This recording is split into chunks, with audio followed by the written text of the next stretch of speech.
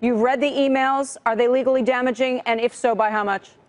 You know, I think we go further from is it plausible evidence of collusion to whether this constitutes conspiracy. Collusion being a political term, conspiracy being a criminal term, and I think you have Robin Mueller investigating the criminal aspect of it. Here you have a situation where the intent is very clear to go into the meeting to obtain political dirt on Hillary Clinton.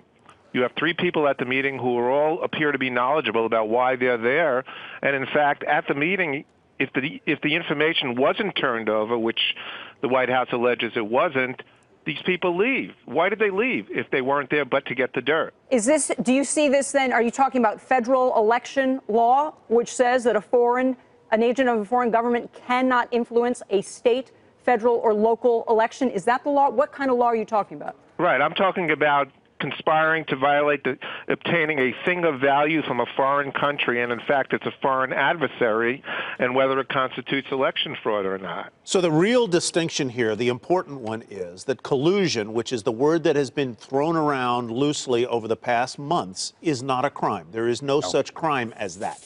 Conspiracy, however, can be, correct?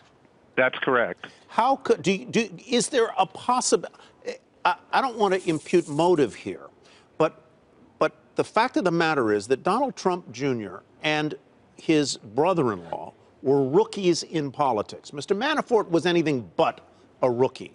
Could this have been just clumsiness and unawareness of what the laws said you could and could not do, how in the course of a campaign you could and could not interact with someone from a foreign nation?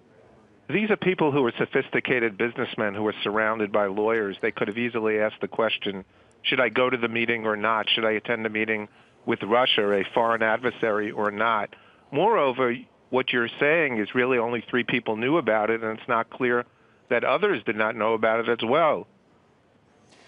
So let's go back to this conspiracy idea, because as you noted, collusion, not a legal term necessarily, Jeff, but when conspiracy to commit election fraud is, and I briefly perused the statute this morning, and you look at sort of the idea and the legal basis for it, and if this all comes out to be true, it would seem that the onus would all be on Donald Jr. and possibly Kushner. But in your analysis and what you've seen, is there any way it would make its way to the president at all? Well, we don't know who the president had lunch with that day. Did he have lunch with Manafort? Did they discuss the upcoming meeting in the afternoon? Did the president know about the upcoming meeting? Did he deter them from going? Did he encourage them from going? We don't know any of those facts. And so when that comes out, I think we'll know more about what that involvement would be. Now, what about the fact you point out they left? The woman who they met with, the attorney, tells NBC News she's not associated with the government. In the email, they clearly think they're going to meet with someone from the government. Ultimately, if the meeting leads to nothing, is it still conspiracy? Well, we don't know what really happened at the meeting, because if you look at the chronology, the hacking occurred soon thereafter, and the leaking of the information occurred about a month later.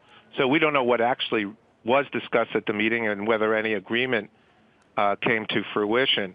If, in fact, from the emails from the New York Times story on Sunday, it appears clear that the Russian government was involved and that Donald Trump Jr. knew about that. The president, I believe, has said, or the White House has said, that the president was not aware of this meeting. That's correct. I believe that is the case. Do you find it curious, Jeff, that it seems as though now Donald Trump Jr. is under no obligation to disclose, as I understand it, all of his meetings with foreign people, because he's not a U.S. government employee. Neither, by the way, is Mr. Manafort, but Mr. Kushner is. Do you find it curious that it seems like so many people have forgotten so many meetings with Russians? Well, that's an inference of guilt, and one could look at that and say, is there a cover-up involved? Why are these meetings forgotten? There was one time they were saying that the FBI was telling them not to include all the meetings in the SF-86, but I think that's highly unlikely that an FBI agent would say that. Hey there, thanks for checking out CNBC on YouTube. Be sure to subscribe to stay up to date on all of the day's biggest stories. You can also click on any of the videos around me to watch the latest from CNBC. Thanks for watching.